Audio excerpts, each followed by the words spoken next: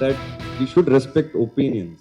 We should respect opinions. We should respect difference of opinions, and we should respect our beliefs and others' beliefs. That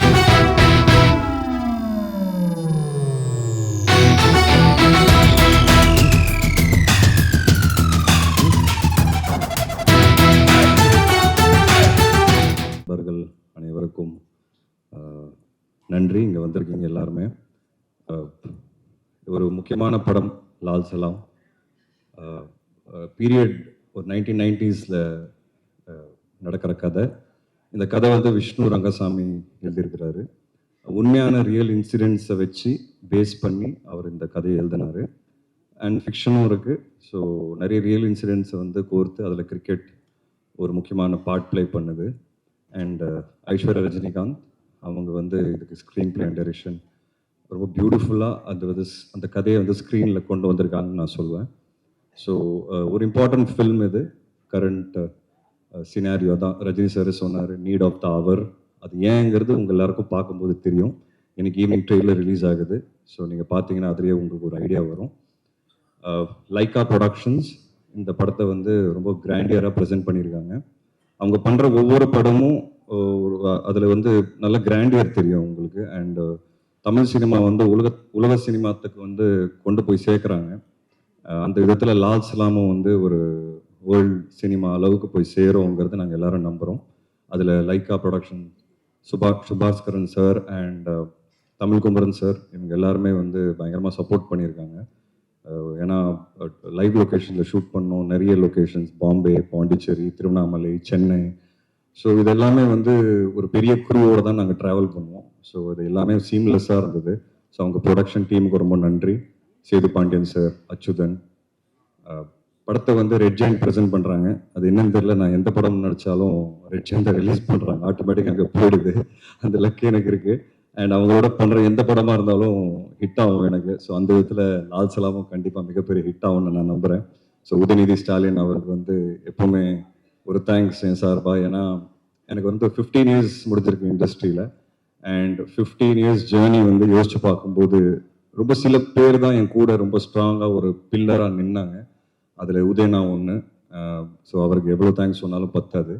and Aishwarya Rajinikanth அவங்களுக்கு கண்டிப்பாக நான் மிகப்பெரிய நன்றி சொல்லணும். ஏன்னா எதாச்சும் இப்போ தான் எனக்கு 15 years முடிஞ்சிருக்கு. 15 years அப்புறம் ஒரு பெரிய கிஃப்டாக வந்து எனக்கு கொடுத்தது வந்து லால் சலாம். இது வந்து என்னோட ஜேர்னி வந்து என்னோட ஸ்ட்ரகிள்ஸை வந்து ரீவைண்ட் பண்ணி பார்க்கும்போது இன்னைக்கு அந்த கிஃப்ட் இவ்வளோ பெரிய கிஃப்ட் எனக்கு கிடைச்சிருக்குங்கிறது உண்மையாக அவங்கனால தான் அது நடந்தது. ஏன்னா தலைவரோட ஒரு சீன் நடிச்சிட மாட்டோமா, தலைவரை பார்த்துட மாட்டோமாங்கிற நிறைய பேர் ஏங்குவாங்க. ஸோ தலைவர் பக்கத்தில் தலைவர் கீழே ஒரு ஹீரோவாக வந்து இந்த வாய்ப்பு வந்து மிகப்பெரிய வாய்ப்பு. So it sums up my journey. நான் கிரவுண்டில் அவரை பார்த்தேன். அந்த டைமில் மேட்ச் பார்க்குறதுக்கு வந்தார். ஸோ அவர் அங்கே அன்னைக்கு பார்த்தேன். இப்போது நேரில் ஷூட்டிங் அப்போ பார்த்தேன். ஸோ அந்த ஃபீலிங் எனக்கு வேறு மாதிரி இருந்தது. அது கிரிக்கெட் படத்தில் நடிக்கணும்னு இருந்திருக்கு, நடக்கணும்னு இருந்திருக்கு. அண்ட் ஸோ யூனோ லைஃபோட ரொம்ப ஸ்பெஷல் மூமெண்ட்ஸ் வந்து எனக்கு இந்த படம் சார்பாக வந்து நிறைய நிறைய என்ன சொல் மெமரிஸ் கிடச்சிருக்கு. நிறைய இமோஷன்ஸ் எனக்கு அட்டாச்சாக இருக்குது இந்த படத்தோட. And I'm very confident. ஏன்னா இந்த படம் வந்து எல்லாருமே ஏன் பண்ணோம் அப்படிங்கிறது கேட்டிங்கன்னா, ஐஸ்வர்யா ரஜினிகாந்த் சொன்ன மாதிரி இந்த படத்தோட ஹீரோ வந்து படத்தோட கதை தாங்க. அதனால தான் ரஜினி சாரும் இவ்வளோ பெரிய கதாபாத்திரம் பண்ணுறதுக்கு ஒத்துக்கிட்டாரு. அண்ட் நானும் வந்து அந்த கதை கேட்ட உடனே எனக்கு ரொம்ப பிடிச்சது. இவ்வளோ ஸ்ட்ராங்கான ஒரு கதை எடுத்து ஃபர்ஸ்ட் ஆஃப் ஆல் ஒரு டைரக்டர் ப்ரெசென்ட் பண்ணுறதுங்கிறதே அது ஒரு சேலஞ்சிங்கான விஷயம். I really appreciate the efforts and அந்த கன்விக்ஷன். ஃபர்ஸ்ட் டைம் அவங்கள பார்க்கும்போது எனக்கு தெரிஞ்சு அவங்க கால் பண்ண சீக்கிரமாகவே நான் வந்து அவங்கள சந்திச்சிட்டேன். உடனே சந்திக்கும் போது ஒரு ப்ரெசன்டேஷன் காமிச்சாங்க ஐபேடில். அந்த ப்ரெசன்டேஷனே ரொம்ப கிளாரிட்டியோடு இருந்தது. ஸோ என்ன பண்ண போகிறோம், என்ன பண்ண போகிறாங்கிறத ரொம்ப ஒர்க் பண்ணி வச்சுருந்தாங்க. அந்த கிளாரிட்டி வந்து அன்றைக்கி அவங்ககிட்ட பார்த்தேன். அந்த கிளாரிட்டி என்னைக்கு வரைக்கும் அவங்களுக்கு இருக்குது. ஏன்னா இந்த படம் எழுதுறது ஈஸின்னு சொல்ல மாட்டேன், எழுதிடலாம், டைரக்டும் பண்ணிடலாம். பட் தலைவர் மாதிரி ஒருத்தர் இருக்கும்போது அது ரொம்ப கேர்ஃபுல்லாக பண்ண வேண்டியதாக இருக்குது.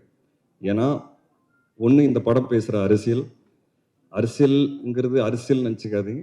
படம் பேசுகிற கருத்து அது வந்து ரொம்ப ரொம்ப பேலன்ஸ்டாக ரொம்ப ரொம்ப கரெக்டாக யாருக்கும் புண்படுத்தாமல் அதை வந்து வெளியே கொண்டு வரணும். அது வந்து ஒரு மிகப்பெரிய சேலஞ்ச். ரெண்டாவது வந்து ரஜினி சார் அது பண்ண போறாருங்கிறது அது அடுத்த சேலஞ்ச். ஸோ ஒரு டாக்டராகவும் அவங்களுக்கு ப்ரெஷர் இருந்திருக்கு, ஒரு டைரக்டராகவும் அவங்களுக்கு ப்ரெஷர் இருந்திருக்கு, அவங்களை ப்ரூவ் பண்ணணுங்கிற ஒரு ப்ரெஷரும் பயங்கரமாக இருந்திருக்கு. அண்ட் இவ்வளோ பெரிய கூட்டத்தை வந்து மேய்ச்சி அவங்க வந்து இந்த விஷயத்தை கொண்டு வரணும் ஸ்க்ரீன்லங்கிறது I think hats off to her. I really want to appreciate her efforts. நான் நிறைய டார்ச்சர் பண்ணுவேன், நிறைய கேள்வி கேட்பேன். பட் ஒரு நாள் கூட சலிக்காமல் எனக்கு வந்து கரெக்டான பதில் கொடுப்பாங்க. எனக்கு ஒரு நாள் கூட ஸ்பாட்டில் டவுட்னு வந்தது கிடையாது. நான் கொஸ்டின்ஸ் கேட்பேன் தவிர்த்து எனக்கு டவுட்னு ஒரு நாள் கூட வந்தது கிடையாது. நான் ரொம்ப இன்வால்வ்டாக ஒர்க் பண்ணுவேன் ஆஸ் அன் ஆக்டர். சில பேருக்கு அது பிடிக்கும், சில பேருக்கு பிடிக்காது. பட் அவங்க அதை ரொம்ப ஸ்போர்ட்டிவாக எடுத்துக்கிட்டாங்க. ஏதாவது கருத்து சொன்னால் கேட்டுக்கிறாங்க. அவங்களுக்கு கரெக்டுன்னு தோணுச்சுன்னா ஓகே, இல்லைன்னா ஸ்ட்ராங்காக நிற்பாங்க. எனக்கு அதுதான் அவங்களோட கேரக்டரில் ரொம்ப ரொம்ப பிடிச்ச விஷயம்.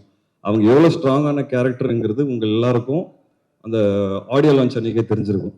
எவ்வளோ கிளாரிட்டியோட, எவ்வளோ கிளியராக, எவ்வளோ ப்ரிசைஸாக அவங்க என்ன பேசுனாங்கங்கிறது. அது வந்து அதுக்கு தைரியம் வேணும். அண்ட் அந்த தைரியம் அவங்ககிட்ட இருக்குது, அந்த வெறி அவங்ககிட்ட இருக்குது, அண்ட் அந்த டெடிகேஷன் அவங்ககிட்ட இருக்குது. அதனால இந்த படம் கண்டிப்பாக ஜெயிக்கும் நான் ரொம்ப ரொம்ப ஸ்ட்ராங்காக நம்புகிறேன். ரஜினி சார் அவரை பற்றி எவ்வளோ பேசினாலும் கம்மி. Is a great human being. அது ஏங்கிறது நான் இந்த இடத்துல சொல்லணும்னு நினைக்கிறேன். நிறைய பேர் அது சொல்லாதீங்க வெளியேன்னு சொன்னாங்க, பட் அதை நான் பதிவு பண்ணணும்னு நினைக்கிறேன். இது கொஞ்சம் பர்சனல் தான் அது. ஸோ இந்த படம் வந்து நான் எனக்கு வரும்போது எனக்கு ஒரு ஃபோன் கால் வருது. என் பையனோட அம்மா என்கிட்ட பேசுகிறாங்க. நான் நீ இந்த படம் பண்ணுறியா அப்படின்னு கேட்டாங்க. உனக்கு எப்படி தெரியும் அப்படின்னு கேட்டேன். இல்லை ரஜினி சார் என்னை கூப்பிட்டாரு, இந்த மாதிரி உனக்கு வாய்ப்பு வந்ததா அப்படின்னு. ஆமாம் வந்திருக்கு. அவர் என்கிட்ட கேட்டார், ரஜினி, என் என் பையனோட அம்மாவோட பேர் ரஜினி. ஸோ ரஜினி, இந்த மாதிரி என் பொண்ணு சொல்லியிருக்கா விஷ்ணு வந்து இந்த கதாபாத்திரம் பண்ணால் நல்லாயிருக்கும், அங்கிள் நானும் அந்த படத்தில் நடிக்கிறேன், ஓகே அம்மா உனக்கு அப்படின்னு கேட்டிருக்கிறாரு. அதை நான் மறக்கவே மாட்டேன். ஏன்னா அவர் இம்பார்ட்டன்ஸ் கொடுத்துருக்காரு பாருங்க அங்கே ஃப்ரெண்டோட பொண்ணுக்கு. அதுதான் என்னை பொறுத்த வரைக்கும் அவர் சூப்பர் ஸ்டாராக இருக்கிற காரணம். அந்த ஃப்ரெண்டை வந்து மதிச்சு, அந்த பொண்ணை மதிச்சு அவரை கூப்பிட்டு அதை கேட்டிருக்கிறாரு. இதை நான் சொல்லுமா வெளியே சொல்லிடக்கூடாதுன்னு எனக்கு தெரியாது, பட் நான் சொல்லணும்னு நினைக்கிறேன். என்னை பொறுத்த வரைக்கும் அவர் சூப்பர் ஸ்டார் இருக்கிறது காரணமே அந்த மனசு தான். அண்ட் அது வந்து நான் ரொம்ப பெருமைப்படுறேன் ஆக்சுவலாக. அது அவர் கேட்டாருங்கிறது, அந்த வேல்யூ வந்து கொடுத்துருக்காரு பாருங்க. So it is a very ரொம்ப இமோஷனல் ஃபிலிம். எனக்கு அங்கேருந்து தான் ஸ்டார்ட் ஆச்சு. அண்ட் என் பையனோட அம்மா விஷ் பண்ணாங்க. ரொம்ப சந்தோஷம். நான் அவர் சார்கிட்ட சொன்னேன், சார் அதெல்லாம் ஒன்றும் கிடையாது சார், சூப்பர் சார் அப்படின்னு சொன்னேன். ஸோ நீ ஆல் த பெஸ்ட், நல்லா பண்ணு அப்படின்னாங்க. ஸோ அதுதான் ரஜினி சார் என்னை பொறுத்த வரைக்கும். மற்றபடி ரஜினி சார் பற்றி நிறைய பேசலாம். அவரோட ஸ்டைல், கரிஸ்மா, அதுக்கு அடிச்சுக்கிறதுக்கு அதுக்கு எனக்கு தெரிஞ்சு அது அது ஒரு ட்ரீம் மாதிரிங்க. அவரை நேரில் அதை பார்க்கறதுங்கிறது ஒரு மிகப்பெரிய ட்ரீம். நம்ம எல்லாரும் வந்து பெரிய ஸ்க்ரீனில் பார்த்து கைத்தட்டி விசில் அடிச்சிருக்கோம். பட் அது நேரில் நாங்கள் பார்க்கும்போது, நானும் விக்ராந்த் வந்து அவர் ஃபர்ஸ்ட் ஷாட்டில் தங்கதுரை உட்காந்துருந்தாரு. பாம்பேல எங்களுக்கு ஷூட்டு, ஃபர்ஸ்ட் ஷாட்டே வந்து ஆக்ஷன் ஒரு சீக்வன்ஸ் சொன்னால் அதில் ஃபர்ஸ்ட் ஷாட் அவர் வாக் தான். ஸோ நாங்கள் 3 பேர் ஓரமாக சேரை போட்டு அந்த வாக்கை நேரில் பார்த்து ஒருத்தருக்குள்ளே பேசிட்டு இருந்தோம். பா என்னடா இப்படி இருக்காரு அப்படின்ட்டு. ஸோ அதான் அது அந்த மாதிரி நிறைய எக்ஸ்பீரியன்சஸ் இந்த படத்தில் வந்து அவரோட சாரோட வந்து நாங்கள் ஃபர்ஸ்ட் கண்ணு முன்னாடி பார்த்தோம். அண்ட் விஷ்ணுனாலே நல்ல கதை, விஷ்ணுனாலே படம் ஹிட் ஆகும், விஷ்ணு நல்ல கதை ஆட்டோமேட்டிக்காக விஷ்ணு தேடி வரும், அதுதான் உங்கள் அடையாளம் அப்படின்னு சொல்லி ஒரு கான்வர்சேஷன் என்கிட்ட சொன்னார். ஸோ எனக்கு வந்து என் அடையாளத்தை காமிச்சிருக்கிறாரு, நல்ல ஸ்கிரிப்ட்ஸ். ஸோ அதை இன்னமும் நான் எஃபர்ட் எடுத்து இன்னமும் நிறைய நல்ல ஸ்கிரிப்ட்ஸ் பண்ணுங்கிறது எனக்கு ஒரு கன்விக்ஷன் வந்திருக்கு. இவ்வளோ பெரிய சூப்பர் ஸ்டார் அதை அக்னாலேஜ் பண்ணும்போது நம்மளோட கான்ஃபிடென்ஸே வேற லெவலுக்கு போகும். அது அவருக்கு பண்ணணும்னு அவசியமே கிடையாது, அதுதான் அவரோட மனசு. அந்த மனசுக்கு தான் அவர் இந்த இடத்துல நிற்கிறாரு. அண்ட் படத்தில் நிறைய ஆக்டர்ஸ் இருக்கிறாங்க, எல்லாருமே எனக்கு ரொம்ப ஃபேவரட். முக்கியமாக செந்தில் சாரோட ஃபர்ஸ்ட் டைம் காம்பினேஷன். நான் வந்து ரஜினி சாரோட இதுக்கு முன்னாடி ஃபோட்டோ எடுத்திருக்கேன், பட் செந்தில் சாரை ஃபர்ஸ்ட் டைம் நேரில் பார்த்தேன். அந்த முதல் நாளே வந்து நான் ஃபோட்டோ எடுத்து என்னோட ஃபேமிலி குரூப்பில் போட்டேன். இந்த மாதிரி செந்தில் சார் கூட நான் நடிக்கிறேன், பயங்கர சந்தோஷம் எனக்கு அப்படின்ட்டு. ஒரு மிகப்பெரிய லெஜெண்ட் சார். அண்ட் குழந்த மாதிரி இருந்தார் ஸ்பாட்டில். அவரோட நடித்த நாட்கள்லாம் ரொம்ப ஹாப்பியாக, ரொம்ப பெருமையாக ஃபீல் பண்ணேன். ஒரு பயங்கர ஜாலியாக நாங்கள் எல்லாரும் உட்காந்து பேசிக்கிட்டு டைலாக் ப்ராக்டிஸ் பண்ணிட்டு பண்ணுவோம். அப்புறம் தம்பி சார், நீர் பார்வைக்கு அப்புறம் இந்த படம் ஒரு திருப்பி நல்ல ரிலேஷன்ஷிப். அந்த படம் ஹிட் ஆன மாதிரி இந்த படம் கண்டிப்பாக மிகப்பெரிய ஹிட் ஆகும் நமக்கு. அண்ட் தொடர்ந்து நம்ம இன்னும் நிறைய படங்கள் பண்ணோம் சார். சாரோட திறமை, ஐ மீன் நாலேஜ் எல்லாருக்குமே தெரியும். ஸ்பாட்டில் உட்காந்து பயங்கரமான விஷயங்கள்லாம் பேசுவார். நாங்கள் நிறைய பேசுவோம் ரெண்டு பேரும். அண்ட் நிறைய அவர்கிட்ட இருந்து கற்றுக்கிட்டேன். அவரோட எக்ஸ்பீரியன்ஸஸ் ஷேர் பண்ணார். மூணார் ரமேஷ் அண்ணா, இந்த படம் மூலிமா எனக்கு வந்து ஒரு நல்ல நட்பு கிடச்சிருக்கு. ஸ்ட்ராங்கான பர்சனாலிட்டி. அண்ட் அவர் எது பேசினாலும் ஒரு சென்ஸோட தான் பேசுவார். அது வந்து எனக்கு ரொம்ப பிடிச்சது அவரை பற்றி. அழட்டிக்க மாட்டார், கச்சாமச்சான்னு பேச மாட்டார். எது சொல்ல வராரோ ரொம்ப கிளியராக தெளிவாக பேசுவார். இதெல்லாம் நாங்கள் லேர்ன் பண்ணுற ஒரு விஷயம். ஆஸ் அன் ஆக்டர் வந்து நான் எல்லாரோட நடிக்கும்போது இதில் நான் நிறைய லேர்ன் பண்ணுறேன். அப்புறம் தங்கதுரை சொன்ன மாதிரி நாங்கள் நிறைய ஓட்டணும் தங்கதுரையை. ஆனாலும் அவர் அசரலை. இப்போ ஸ்டேஜில் வந்து கூட 2 ஜோக் அடிச்சு தான் போனார். நாங்கள் வேணாம்னு சொன்னோம் கீழே இருந்து. அப்படி இருந்தோ கேட்கல. என்ன சொன்னாலும் அவர் கேட்க மாட்டார். அவர் சொல்ல வேண்டிய ஜோக் அடிச்சுட்டு தான் போவார். அவர் ரொம்ப டார்ச்சர் பண்ணார் எங்கள் எல்லாரையும் ஸ்பாட்டில். ஸோ தங்கதுரை கண்டிப்பாக இந்த படம் வந்து இந்த லவ் சாங்கில் வந்து உங்களை நடிக்க சொன்னாங்க. படத்தில் நான் லவ் பண்ணேன், அந்த ஸ்பாட்டில் நீங்கள் தான் லவ் பண்ணீங்க. நான் தெளிவாக பார்த்தேன், ரொம்ப க்ளோஸாக பார்த்தேன். பொறாமையும் பட்டிருக்கிறேன் நான். ஏன்னா நான் பேசவே மாட்டேன் ஹீரோயினோட. இவர் பார்த்தீங்கன்னா பேசினே இருப்பார் 24 ஹவர்ஸ். அந்த லுக்கும் பார்ப்பார், ஒரு ஓர கண்ணத்தில் ஒரு லுக்கு பார்ப்பாரு. அதெல்லாம் நான் நோட் பண்ணியிருக்கேன் தலைவா. ஸோ தங்கதுரை வந்து உண்மையாகவே லவ் பண்ணார் ஸ்பாட்டில். அண்ட் நிரோஷா மேம் ஒரு இவ்வளோ பெரிய artist. People like me, like I set, நம்மளால வந்து ஒரு நல்ல வாய்ப்பு கிடைச்சிடாதா அப்படின்னு நினைக்கிறேன். அம்மா சினிமா பார்த்து வளர்ந்துருக்கோம். அண்ட் மேடம் மாதிரி ஒரு ஆர்டிஸ்டோட நடிக்கும்போது ஏதோ கரெக்டாக பண்ணிட்டு இருக்கிறோம், கரெக்டான பாதையில் போயிட்டு இருக்கோம். ஏன்னா இவ்வளோ எக்ஸ்பீரியன்ஸ் ஆர்டிஸ்ட் நம்ம பார்த்து வளர்ந்துருக்கோம். And today we are acting with தெம்ங்கிறது அது வந்து ஒரு பயங்கர ஹாப்பியான ஒரு ஃபீலிங் அது. So it was great to work with you. And Vivek Prasanna, எனக்கு தெரிஞ்சு நிறைய ஆக்ஷன் சீக்வன்சஸ் எங்களுக்கு இருக்குது படத்தில். அண்ட் ரொம்ப கஷ்டப்பட்டோம் 2 பேர் சேர்ந்து ஸ்டண்ட்ஸ் பண்ணும்போது. பாவம் அடிலாம் பட்டது அவருக்கு. ஆனாலும் இந்த படத்துக்காக அவர் ரொம்ப உழைச்சிருக்காரு. அண்ட் நல்லா பர்ஃபார்ம் பண்ணியிருக்கீங்க. படம் பார்த்துட்டு நான் கண்டிப்பாக ஒரு நல்ல பேர் வரும் உங்களுக்கு. I am very confident about it. And கடைசியில் பெஸ்ட் ஃப்ரெண்ட், எல்லார் லைஃப்ல ஒரு பயங்கரமான ஃப்ரெண்ட் இருப்பான் எல்லார் வாழ்க்கையில். எனக்கு வந்து 2 பேர் இருக்காங்க. ஒன்று வந்து என் ஃப்ரெண்ட் சையத் முகமது, அது நான் முன்னாடி பேசியிருக்கேன் அவரை பற்றி. இன்னொன்று வந்து விக்ராந்த், சினிமாவில் விக்ராந்த். ஸோ என்னோட struggles, ups downs, personal life, வீட்டில் இருக்கிற பிரச்சனைகள் எல்லாமே ஷேர் பண்ணியிருக்கோம். ஒருத்தரோட நாங்கள் ஷேர் பண்ணியிருக்கோம். அண்ட் எஸ்பெஷலி நான் படுற கஷ்டம் சினிமாவில் ஒவ்வொரு படத்தில் வந்த புதுசில் இந்த ஓப்பனிங் வருமா, ஆள் வருவாங்களா. ஏன்னா எங்களை மாதிரி ஆளுங்களுக்கு அந்த மாதிரி ஸ்டார்ட் பண்ணும்போது அந்த ஓப்பனிங்கிறது ஒன்று ஈவினிங் ஷோவில் தான் டாக் ஆரம்பிக்கும். அந்த நாட்கள்லேருந்து இன்னைக்கு நாங்கள் வந்து ஒன்றா லால் சலாம் மாதிரி ஒரு படத்தில் நடிக்கிறோம். என்ன எங்களுக்கு ஒரு சந்தோஷம்னா ஒரு கவலையே கிடையாது, நிம்மதியாக தூங்கும். ஓப்பனிங் கண்டிப்பாக வரும். அது எங்கனால இல்லைன்னு எங்களுக்கு தெரியும், தலைவர்னால தான். ஆனால் இந்த வாட்டி ஃபர்ஸ்ட் டைம் என்னோட ரிலீஸஸில் நான் ரொம்ப ரொம்ப நிம்மதியாக தூங்க போகிறேன். நைட்டு காலையில் தேட்டரில் கூட்டம் வந்துடும். வந்து படம் பார்த்தாங்கன்னா இதை கண்டிப்பாக ஹிட் ஆகுங்கிறது எனக்கு ஒரு பெரிய நம்பிக்கை இருக்குது. ஏன்னா படத்தோட கண்டென்ட் அப்படி இருக்கும். ஸோ இந்த ஒரு நம்பிக்கையோடு தான் நாங்கள் இருக்கிறோம். அண்ட் இந்த ஆப்பர்ச்சுனிட்டி கொடுத்ததுக்கு ஐஸ்வர்யா மேம்க்கு தேங்க்ஸ் சொல்லணும். ரஹ்மான் சார் வந்து அவரோட படத்தில் வந்து ஒரு அழகான ஒரு சாங் கிடச்சிருக்கு எனக்கு. ஏப்புள்ள சாங் ரொம்ப ஸ்பெஷலான சாங் எனக்கு.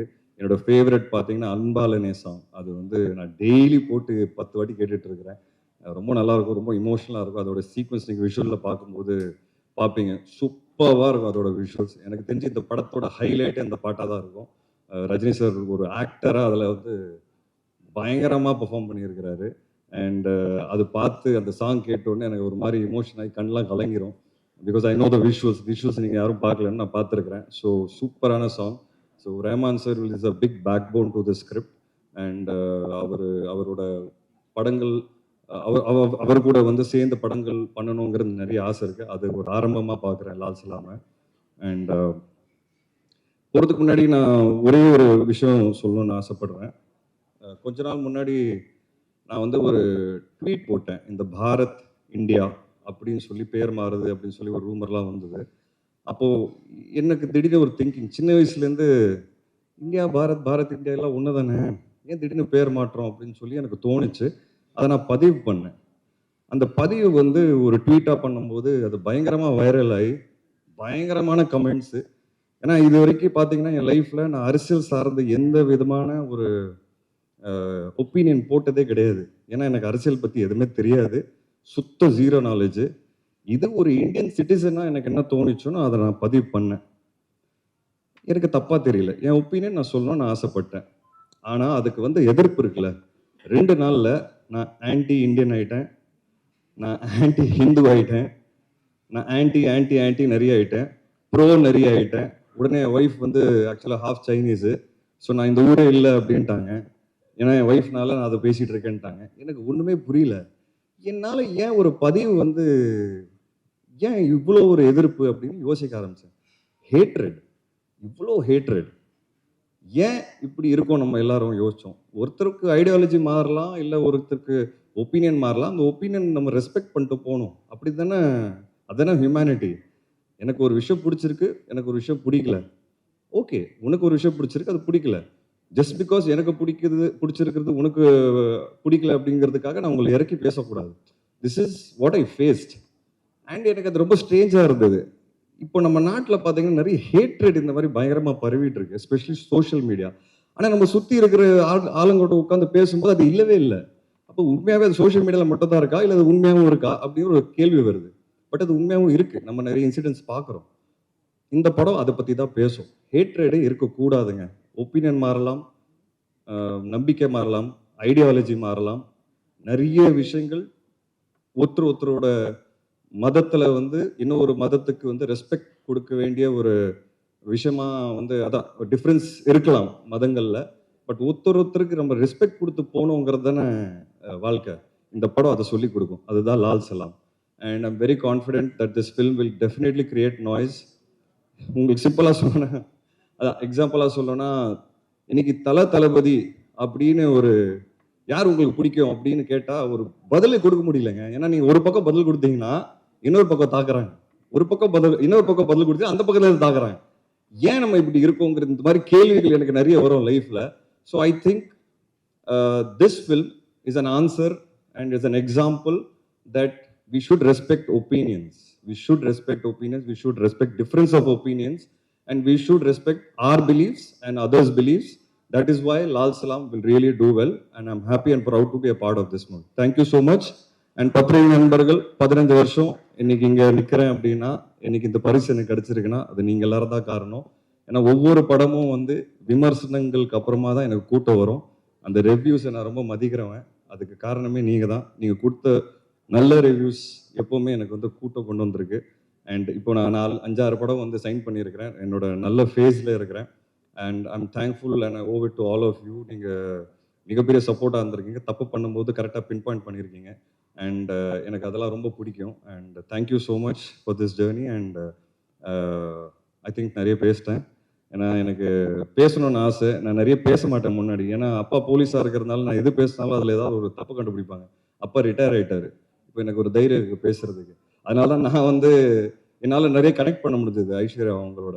எங்கள் அப்பா சூப்பர் ஸ்டார் இல்லை, பட் அவர் ஒரு போலீஸ் ஆஃபீஸர். பட் அவர் இருக்கிறதுனால எனக்கு எவ்வளோ பாதிச்சிருக்கு லைஃப்ங்கிறது அது எனக்கு தெரியும். அட்வான்டேஜஸும் நிறைய இருந்திருக்கு, டிஸ்அட்வான்டேஜஸும் நிறைய இருந்திருக்கு. பட் அந்த டிஸ்அட்வான்டேஜஸ் என்னங்கிறது எங்களுக்கு தெரியும். அது அவங்களுக்கு அது எப்படி இருந்திருக்குங்கிறது எனக்கு ரொம்ப நல்லா தெரியும், புரியும். ஏன்னா சார் வந்து மேடையில் சொன்னார், அவங்களும் சொன்னாங்க, இந்த மாதிரி வாய்ப்பு தேடி நிறைய இடத்துல போனேன். ரஜினி பொண்ணுங்கிறதுனால யாரும் வாய்ப்பு கொடுக்கல, கொடுக்கவும் மாட்டாங்க. இங்கே வெற்றி மட்டும்தான் பேசும். அந்த விதத்தில் ஐஸ்வர்யா ரஜினிகாந்த்க்கு இந்த படம் கண்டிப்பாக வெற்றி அவங்களுக்கு கிடைக்கும். அவங்க ப்ரூவ் பண்ணுவாங்க, இன்னும் நிறைய படம் பண்ணுவாங்க. வெற்றிக்கு மட்டும்தான் இங்கே மதிப்பு. And we will definitely win. Thank you so much. Thank you.